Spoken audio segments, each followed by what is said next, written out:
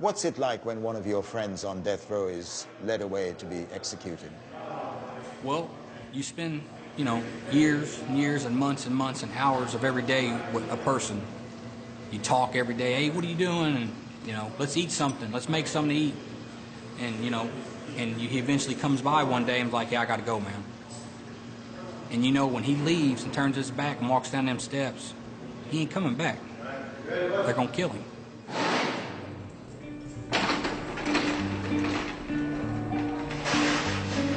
About an hour's drive south of Chicago in the state of Indiana is one of America's oldest and most notorious maximum security prisons. The majority of the 1,900 inmates here are serving long sentences for unspeakable crimes. And when I came at you, I wasn't just going to stick you an inch. I was going to run something all the way through you. Get out of here! 12 are due to be executed on the orders of the state. For 2 weeks, I was given privileged access to this dark and forbidding world. I do deserve to be executed. Bottom line, I ain't gonna candy coat it. I deserve to be executed. Welcome to Indiana's State Prison.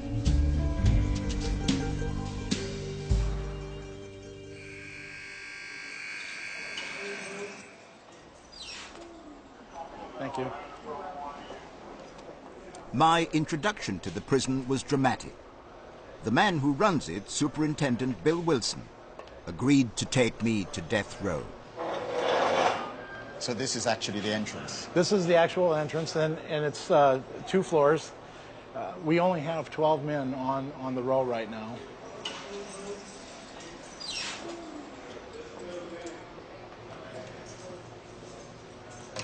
You have to sign yourself in? Mm-hmm.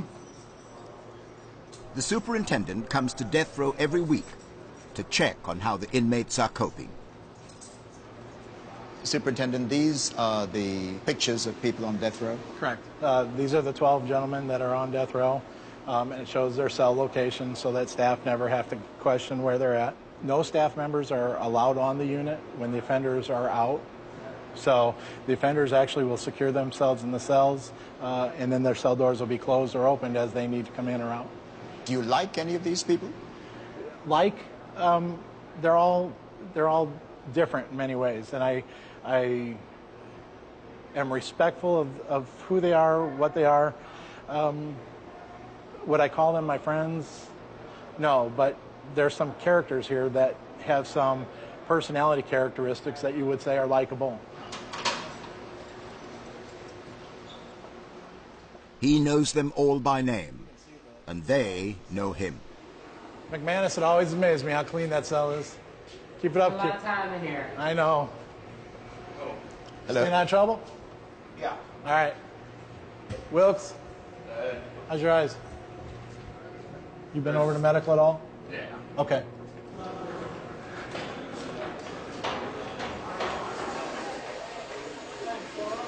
I'm all right. How are you?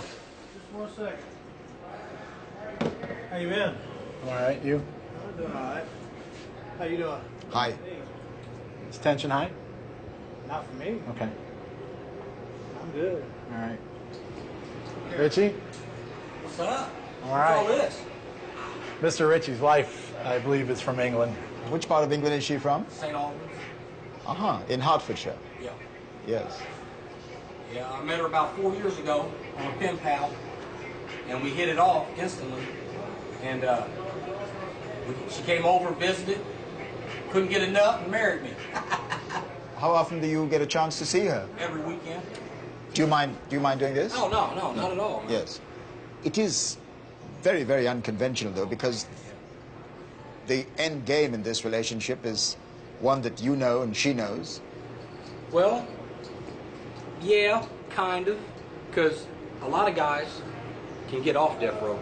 A lot of us are getting off death row.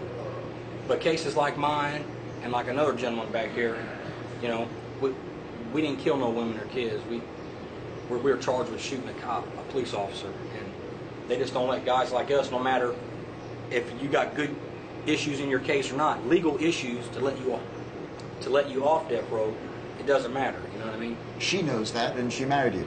I know. I found something now. See, I was a stupid kid at 19 and 20. I made very poor decisions. I would make decisions. I would do things without thinking about them, and I didn't give a damn about the consequence at all. That kid, to me now, 32 years old, that kid's gone.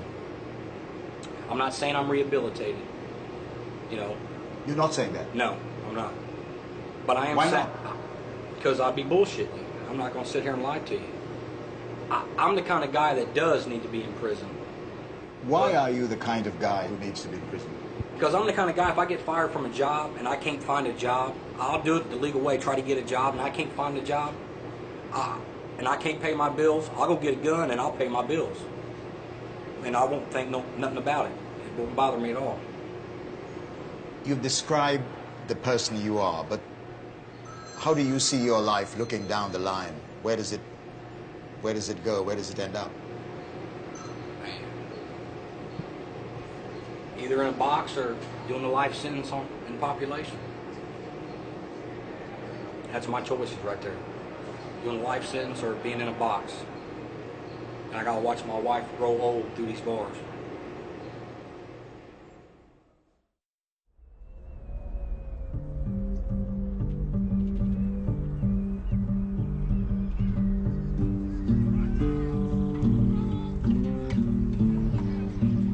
Out in the general population, convicts are allowed yard time, 2 hours recreation every day. Save for taking showers and meals, this is their only opportunity to mix and to make allies.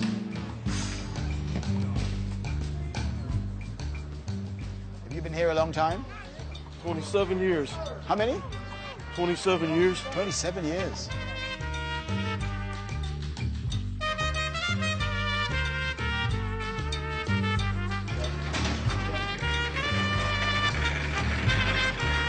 I was heading to the Administrative Segregation Unit with Lieutenant Gillespie. The men here are among the prison's most dangerous. This is Sergeant Fagan. This is his unit. Get out of here! Many of the offenders here are gang members, drug dealers, and sexual predators. Everything they do is monitored and carefully controlled. Could you tell me what this list of names is all about? All right. Every cell house in Indiana State Prison has one of these. The idea behind this is to make sure we know where everyone's at, what they're doing, who they are, why they're here, etc. For example, if someone would accidentally take out 508 and 509 together, and let's say 508 owes 509 money, so 509's mad about it, and they get put in the shower together and the door's locked, and he has a weapon on him, 508 could lose his life. Like that. Just because someone made that mistake. So that's why it's important to really understand this board. Do you feel that you must be constantly vigilant? These guys have nothing but time. Okay, we're going home, so we're thinking about going to dinner with the wife, going to dinner with the mom, whatever. These guys have nothing but time. They're sitting here, and these guys, they're smart. They don't forget. So let's say you made them mad 2 weeks ago. You forgot all about it. They don't. So let's say you're sitting here minding your business, doing something, come up behind you and assault you. Yeah, you got to be awake. You got to be on your toes.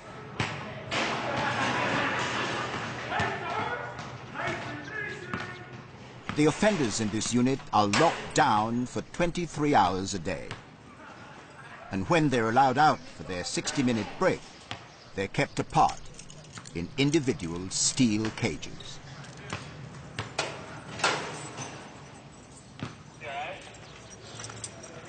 One of the men is 38-year-old Ronald L. Sanford. By any measure, and in any prison community, his is an exceptional story.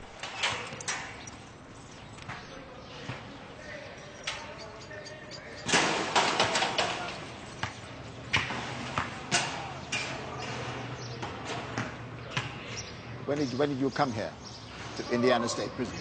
Oh, well, I came here in 1989 at the age of 15 years old.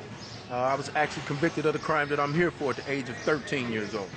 And what was the crime? Double homicide. So I committed a double homicide at the age of 13 years old. At the age of 15, my case had ran its course through the court, and I was sitting here to this prison in 1989. A double homicide, yes, sir. At the age of 13? 13, yes, sir. That's very, very young. It's tragic, to say the least, and it is very young, absolutely. It's unheard of, you know. Wow. It's unspeakable, to say the least. Even reflecting on it almost 25 years later. In August, it'll be 25 years since that crime took place. It's still very vivid. It's still very poignant. It still resonates, and it still has the same amount of tragic elements involved in it now as it did then. And it will always be with me for the rest of my life. I always say it's like an albatross around my neck. No matter where I go or what I do for the rest of my life, it'll always be with me. What were the circumstances which led up to the incident which led you in prison at the age of 15? Me and a friend had basically planned to get money to go to a fair, and to do so we're going to cut grass, and we went to a home basically, and they said they didn't want their grass cut, and rather than continue on the vein and go to the next home, we decided to push into the home essentially, and it ended in a double homicide. It's that simple. And for our complicity in that crime, I was sentenced to 170 years, 170. You got a sentence of 170 years. Yes, sir. However you cut that, you are not going to get out of here. I'm eligible for parole when I turn 100 years old. Have you ever thought about all the things that you have missed that other 15-year-olds go through as part of their normal lives? Absolutely. I've never been to the prom. I've never driven a car. I've never had a driver's license. I've never filed tax returns. I've never been on an airplane. I've never traveled abroad. Yeah, should I continue? My life has been lived in this prison, and it seems as though I've been in this prison so long that I've never been free. 25 years in prison, you know, it's a long time. Especially when you come in at the age of 15. Yeah, really. Ariel, thank you so much for talking to me. Thank you for taking the time. I appreciate you.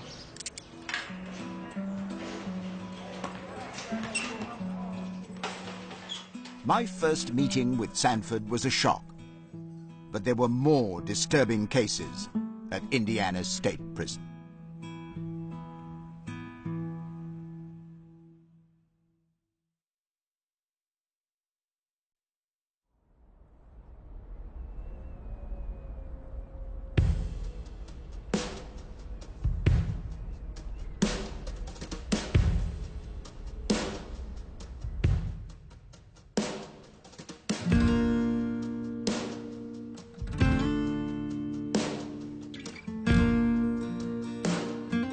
One of the oddities of the American prison system is that an inmate can spend 20 years on death row exhausting the appeals process before he's executed.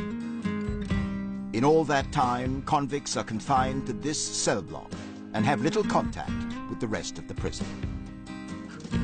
Paul McManus killed his wife and 2 young daughters. Mr. McManus, the first thing I noticed about your cell that is terribly clean, very different from any of the others. Right. Why is that? I feel if I don't use it in a month, then I probably don't need it. Yeah, but it's more than that, isn't it? It's particularly clean. Well, me personally, I don't read or write, so I have a lot of time on my hands. So I clean because I don't write letters, I don't read books. There's only so much on TV you can watch before they show repeats, so it gives me a lot of time. So I just take pride in cleaning my cell. Was your life before you came to prison very similar? Were you a very tidy person then? Not so much. I worked a lot, so I was always busy, so I like to stay busy. It keeps my mind, so it works both ways, I guess. You know, I keep busy in here, but I've pretty well done all I can do in here. I might have to move to a different cell and do the same thing, but I've been here over a decade, so I'm just now getting it where I like it. Does being on death row take a physical, emotional toll on you? Oh, it's definitely up and down. Definitely. Now, I did weigh 250 pounds almost 2 years ago. and now I weigh 166. Now I have pictures of them if you would like to see them. I got them right here, as a matter of fact. Yes. And you see the difference. So this is... It's all me. This is all you. So you lost a lot of weight. Right. As you know, it's depression a little bit. You know, and it's also just... I mean, it's like I said, it's a roller coaster. It's up and down.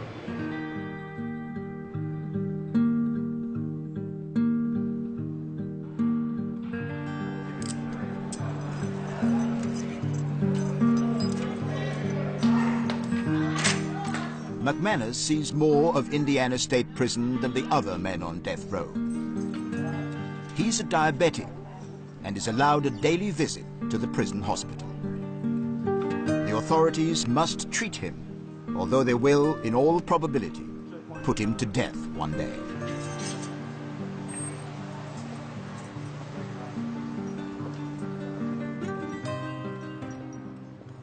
Well, here we are, out of death row and into the sunlight. Is this the only chance you get to mix with the rest of the general prison population? Yes, we don't have a lot of contact with them, so it is nice to be able to come out and see people that you've maybe been locked up with that are not on the road no more. And every once in a while, you can, you know, have a little bit of contact with that person, just for a brief second.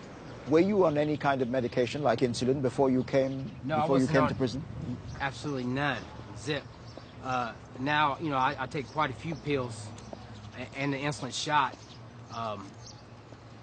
It all comes down to the food and also how you know, you have your ups and downs where you gain weight and then stuff like that. So, I mean, that does play a factor.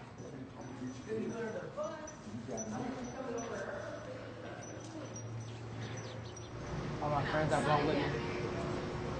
What's nice about, well, if there is a nice thing about being a diabetic is that you do get to get out and come over to the hospital daily, and then to be around regular people, it's nice. Yeah.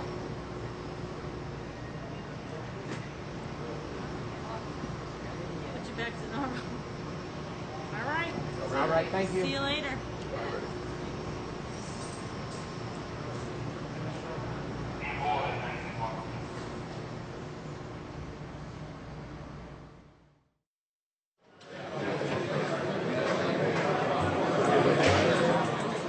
The rest of the prison is distinctly different from the oppressive gloom of death row.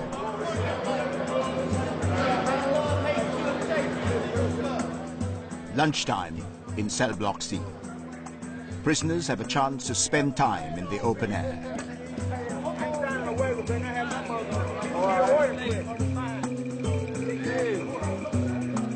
They can also earn privileges. Some have jobs and can request a haircut twice a month.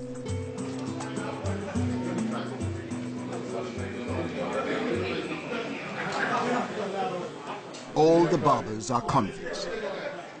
Rick Parrish is serving 3 life sentences, plus 10 years. I must say, walking into this place is one of the most extraordinary experiences I've had for a long time. You wouldn't have thought that this was a barbershop or in a maximum security prison. Well, we work hard to keep it unique in here because we like the atmosphere. We like being able to come in here and relax. It's neutral territory for gangs, for officers. I mean, if you come to the barbershop and you're a gang member, would you start trouble with a guy that's standing here with a pair of shears in his hand like this? No, I wouldn't. I suspect not, too. That's why there's no trouble in here. There's still, though, this feeling of unreality about people with instruments like these in a maximum security prison. I've been here 37 years. We've never had an incident in the barbershop. We've never had an incident with the shears. Never had a problem. You've been here since the 70s. That's a long time. January 75. Long time. Yeah. Well, you know, if you do it a day at a time, like most of us do, you do time a day at a time. Sometimes an hour at a time, sometimes a minute at a time, whatever it takes to get through. Then you look up one day and 37 years have went by.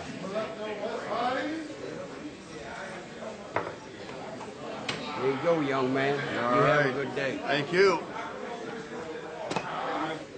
Rick, what are we looking at here? A little history of the penitentiary and the barber shop. The shop was remodeled in August of '76, and that's the first picture taken in this there. shop. Yeah. Is that you there? Yes, it is. So this is your wall? Yeah, I'm all over the wall because it is my wall. And this. And you're pumping iron here?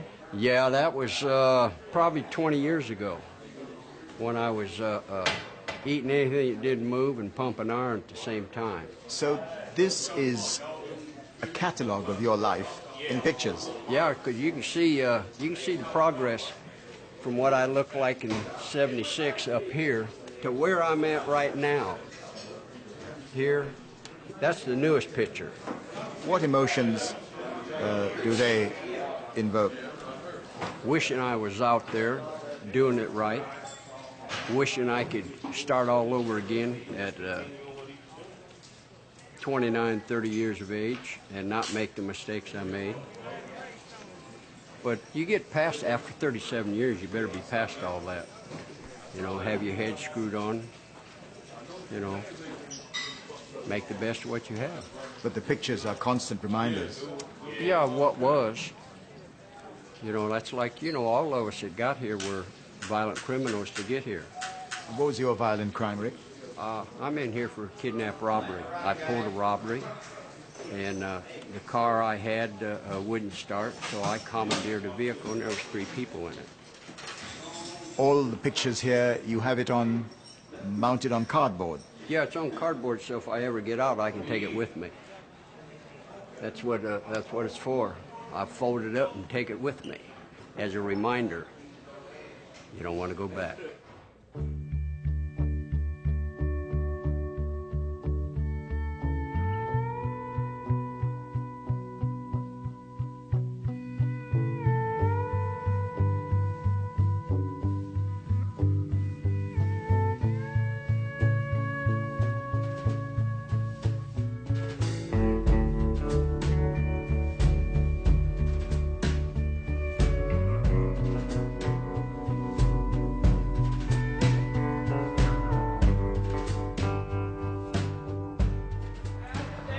Back down 200. Camera crew on 200. Camera crew. I went back to the administrative segregation unit to see Ronald L. Sanford again. His story haunted me. A killer when he'd barely entered his teens. RL, hi. How you doing? I'm all right, yourself? Good.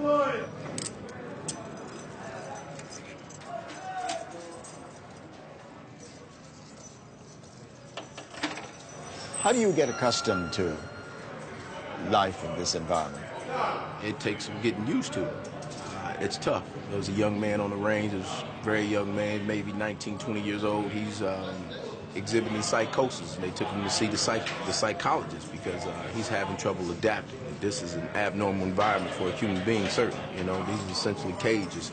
And to think that we stay in them 24 hours, 23 hours a day, come out for an hour a day, it's taxing. May I have a look in your cell about...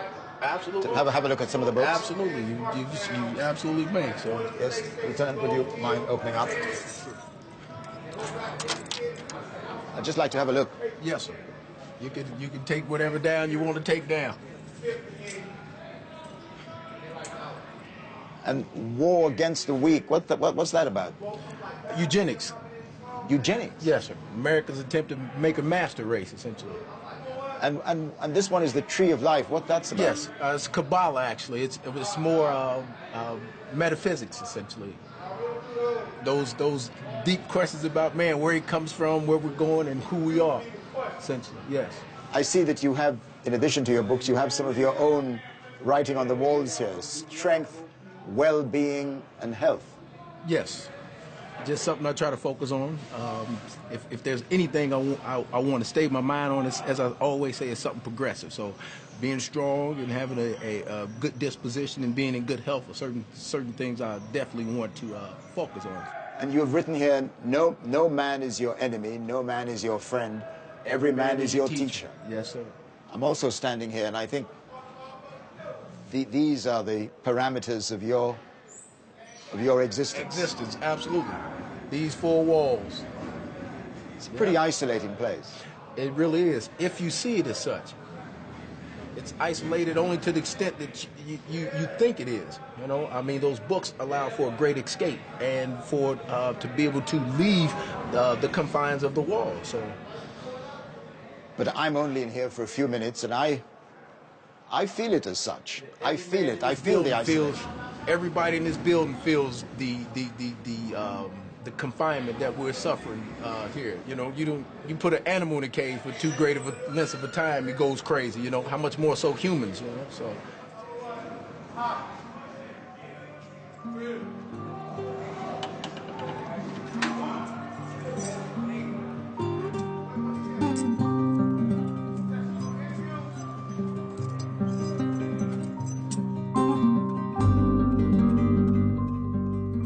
This is what Sanford looked like when he came here at the tender age of 15.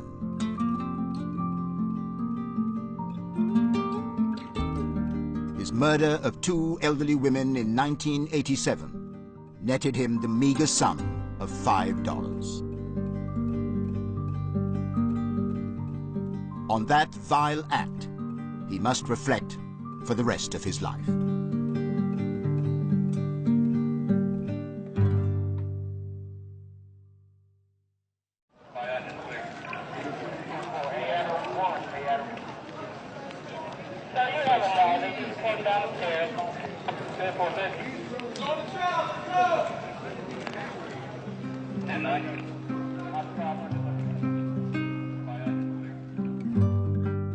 Prison life moves to the relentless and monotonous beat of an unchanging routine.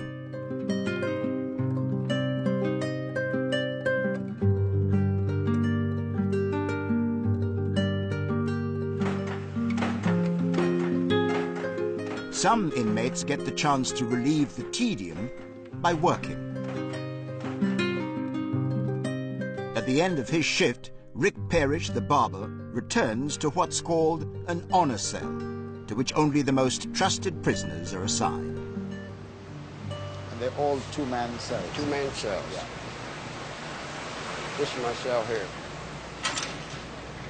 Rick, who opens the doors? Is that controlled by the computer? Up in the office there's a computer, controls all the doors, controls our water. May I come into your cell? Sure, please. Thank you. And this is your cellmate? Mike. Hi, Mike. I'm Trevor McDonald. Nice to meet you. How long have you been sharing a cell with Rick? Oh, about 2.5 years. Isn't that about right, Rick? Yeah, that's correct. So which is your side? Right this is your side. It strikes me, too, that there has to be a rather clear division of what's yours and what's Mike's. That's Mike's cabinet over there. Yeah. And he has all his commissary and stuff in there. This is my cabinet here. And I have my commissary and things in here. But in general, we're sharing a space. You have to try to give the other person their privacy. If he's doing something and he's up walking around, I try to stay over there. And he does the same for me. You know, just, you know, try to take turns doing things, because it is close quarters. So this is an improvement from any other part of the prison? You've been in a regular cell house. You've seen how they live over there. You've heard the noise. You hear how quiet it is. It stays quiet like this most times.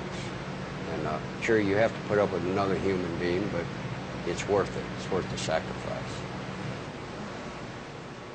Rick's honor cell does not insulate him from one stark reality. Death row is within shouting distance in the same block. What is it like to live so close to death row? Well, I just block it out. I don't pay any attention to it. I'm a barber, and I won't even go over there and cut hair because I don't want to get to know any of them. You know, you lose enough friends through attrition in here as it is without them being on death row. So I don't even want to get familiar with them. Why don't you want to get familiar with them? Because you get friendly with them, you get to know them, and they get executed. You know, you've lost another friend. Does the mood change perceptibly just before an execution, in the days before an execution? Yeah, it gets even quieter. You know, everybody knows the last one, I think, was Wiggles. He stopped here, hollered down through there, "I'll see you, fellas." He said that? Yeah, he hollered out. Everybody's usually awake. We used to, midnight, we used to beat on the bars. And how many times has that happened since you've been here? How many executions have there been since you've been here? I've never kept track.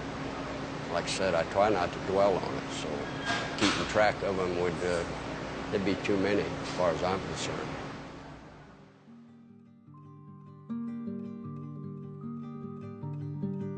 Rick Parrish says he's never kept track of the number of executions. Someone on death row obviously has.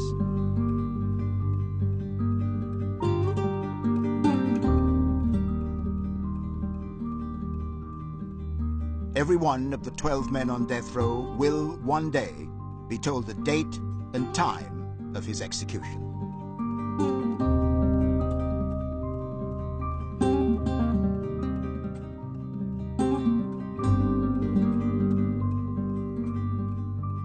That common fate inspires unusual friendships.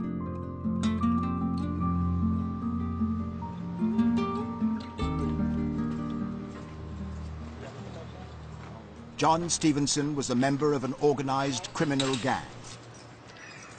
He assassinated 3 people. Benjamin Ritchie, who had met before, killed a police officer. Hi, how you doing? Pretty good, man. You been all Yeah, right? yeah. Good to see you. Yeah. How you doing? Good to see you. Good. You two are in adjoining cells. How long have you been friends? About 11 years. Since I got here on death row. He was already here when I got here. How did this friendship come about? What drew you to each other as friends? Well, just, we got the same interests. I mean, we play our music loud, we play video games, we work out, play basketball, eat together. If shit goes down, we whoop a motherfucker's ass together. That's, you know, that's how our friendship came about. Does that mean you have a lot in common? Yeah. Well, I thought we did. You're not sure anymore? No, I'm just kidding. I don't want you two friends to argue about that. No, we're not going to argue. Oh, hell no. no. What's it? No, I mean... If anything, we always argue, but we've never come to blows over nothing. No, never. We're like, fuck That'll you, never fuck happen. you, and then half hour later, hey, what we eating tonight? You know, it's over. Yeah. It don't matter. It don't mean nothing. I'm always right in the end, so... He's the voice of reason. You're the voice of anger, from what you say. Absolutely, yeah. You know, Is that right? He keeps a leash on me, yeah. Like, I'd rather lash out at somebody. Like, when I first met Boyan, he hated me. Because I was just a straight-up asshole. I'd be in your face, fuck you. You know, come on in the shower and let's fight. And I calmed way down since then. Yeah, most of the police, they couldn't stand my ass. And I got allowed around older cats, and they calmed me down. From your point of view, what's this friendship based on? We heard from Ritchie what he thought about it. Trust in each other, you know. And, you know, basically that's, you know, trust. Like, if shit goes down, I got his back, he's got mine. See, that's why they moved us, because he got into it with a dude up here, in here, and almost killed him. And the police had to come in and stop it. And after they broke it up and everything, administration got wind that I was going to try to kill the dude because he cut my buddy with a knife. And so they moved me and my buddy Tex here to the back and moved dude up in the front by himself, so nobody could get to the dude. In everything you said, you were talking about one particular prisoner. Yeah. Yeah. Do you want to name that prisoner? Bear. He's the one next to you? No, you also... He's red hair, red beard, yeah. And shit. Baby killer. And your dislike of him and the fact that it's impossible to form any relationship with him is not only because he attacked your friend, but because of what he did to get here. And what he represents as a man. He has no morals. He could have committed the crime he committed already, which was murder, and walked out the house, but yet you got a 4-year-old girl here and you cut her fucking head off practically. Uncalled for. You know what I mean? Uncalled for. And then you come in here and want to walk around with your chest puffed out, and you get your ass kicked a few times, and you know, and it still doesn't help to do. The only help for a dude like that is to be put down. Within the first 2 weeks of being on death row, I watched a man get murdered in front of me, get stabbed up 42 times, dispatched instantly. And that was my wake up to death row. Like, if you come here, you want to be a bully, you want to take shit from people, this is what's going to happen to you. The dude was just butchered. Although you witnessed something so horrendous, you still sound pretty angry. But see, here's the thing. If you show any sign of weakness in here, the sharks will circle. I won't be a victim. I'll be one of the sharks. Wow. I think the sharks are going to circle regardless.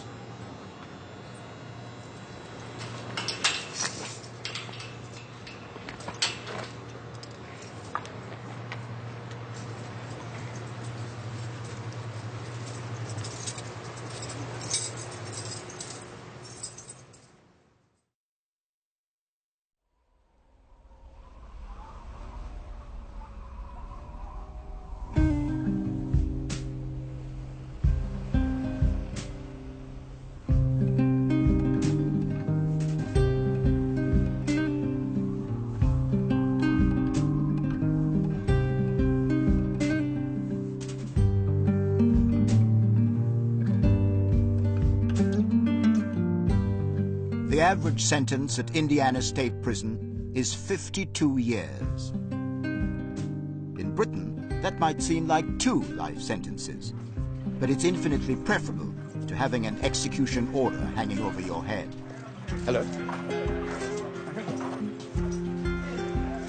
Lieutenant Boyan has taken me to E Block to meet one prisoner who has escaped the death penalty.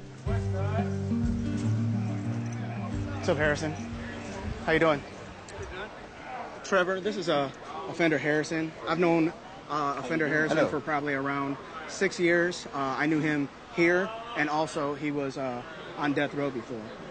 How was it that you managed to move from death row, which is not a particularly pleasant environment, to this, which is comparatively much more pleasant? The court ordered me a new trial, and they gave me years instead of the death penalty.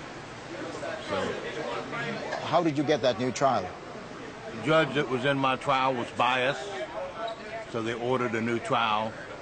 And instead of taking the whole thing, I just went ahead and took the deal, which was 150 years. 150 years? It's a long time, isn't it? That's a very, very long time indeed. In other words, I'll die in here. No way I can make out. No way. I'm 62 now. My out date is 66, so there's just no way in the world I can make it out. There are people who might think that there's not a lot of difference between being on death row and having been given 150 years at the age of 62. It's like you said, there's still hope there. There's no hope on death row. Once they put you to death, that's it. There's no more wondering what's going to happen. There's no more trying to work your way out of it. There's no more, there's nothing. Still, in a way, a kind of death sentence. It is a death sentence. But you got a lot more freedom out here. And you might as well take the freedom and live your life out here, and having a job and being able to work and go to the chow hall and go to the chapel and do that than to sit up here and just wait to die. How long were you on death row? 18 and a half years. What was it like to spend so long knowing that you faced execution? It was very, very hard. Very hard. It's hard to do it up on X row. Sitting there waiting for your last meal, your last day, not knowing when it's going to come. Why were you on death row? They said I killed 3 people. But I was up there for. You would probably have been executed. Executed, yes. Had a date been set for that? Yes, I had about 2 months. That was a pretty close-run thing. Yes. What was that moment like for you when you heard that you had avoided execution? It was a great moment. It was a great moment. Even though I still got a lot of time to do, like you said, where there's life, there's hope.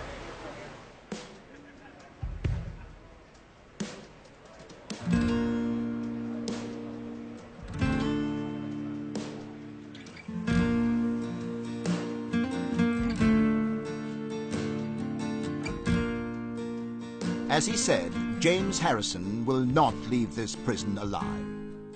But he knows he'll never be strapped to a gurney and given a lethal injection just after midnight.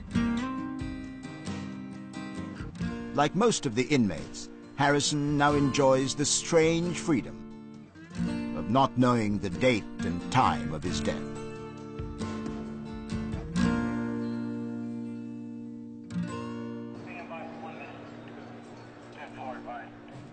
Before leaving the prison at the end of my first week, I asked to see Benjamin Ritchie again.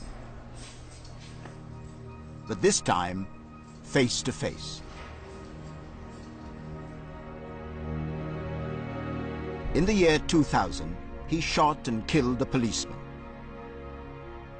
At the time, Ritchie was on parole for burglary.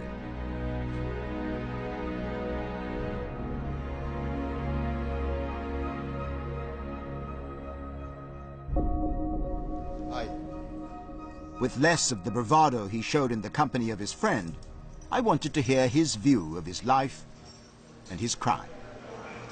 Talk me through the incident which led you to be here.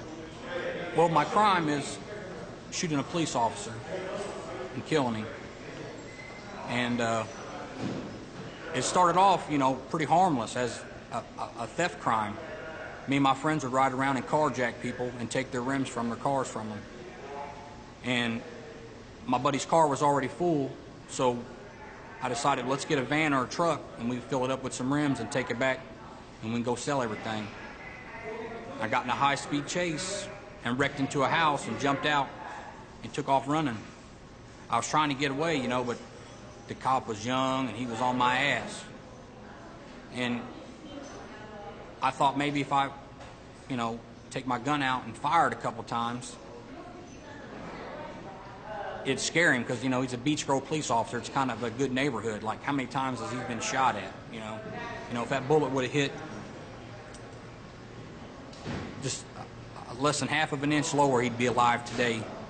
And I'd probably have a long, lengthy prison sentence, but I wouldn't be on death row, man. How were you apprehended? How were you caught? Well, I actually got away. I made it back actually a few blocks away to some family's house and a girl I was seeing and got away. And I didn't know I killed him until I got back to the house and seen it on the news, and that just destroyed me. I knew I hit him in the backyard, but I didn't know he was dead, right? I fell asleep. The next thing I know, I wake up and hear my buddy says they're outside. I wake up and it was like in the movies. You see a whole bunch of red dots from their guns going in and out the windows. And I was like, yeah, it's bad, man. I told him go ahead and go out, leave the house. And I didn't know what I was going to do. I didn't have no gun. I couldn't fight no more, so I just gave up. What went through your mind when the court pronounced you guilty? Well, I was trying to portray a tough guy in court, so when they gave me the death sentence, I laughed at them. And the prosecutor told everybody that's the voice of evil, which I would agree at the time, yeah. You know, I deserved the death penalty. I was young and didn't care about anybody at all but myself or anything. And I deserved that sentence at the time. And yeah, I just pretty much laughed at them when they gave it to me. But then, you know, when I was by myself, it really sunk in like, man, you're more likely going to be executed one day. And it hit me hard, you know. So I put my face in my pillow and, you know what I mean, cried a little bit. And was it inevitable that sooner or later you would end up in a place like this? I always knew as a kid I'd probably end up in prison. Yeah. It's weird because when I was a kid, I was fascinated with prison movies. Every time we'd drive by prison, I would wonder, what are those guys doing? What's it like in there? What are they up to? You know what I mean? Why should I care? I'm a kid. Why should I care? But because I just always knew I was going to end up in there because I just had a problem with the rules, with authority. And as you can see, I'm here because of that. Because you killed the police officer, you face execution. If it does come to that, would you face that moment with deep regret, with remorse, or with defiance?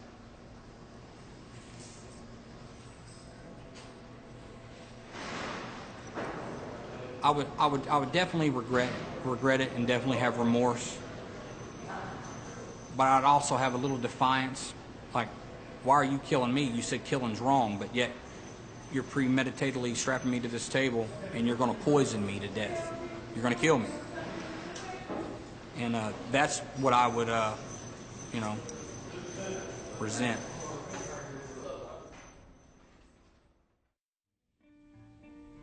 So these are the steps which an inmate who's about to be executed would take into this area. Correct. Next time, I talk to the man who could be next in line to be executed.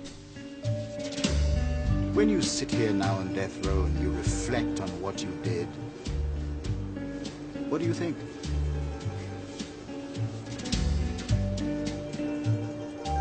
I deserve to be here. I meet Rascal the cat. Well, I expected a male because I put in for a male cat. And then about a month later, I realized it wasn't a boy. And a killer who never knew his victims. You were offered money. Yes.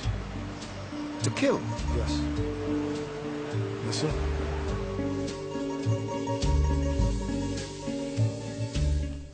And you can see the second part of Inside Death Row with Trevor McDonald at the same time next week here on ITV.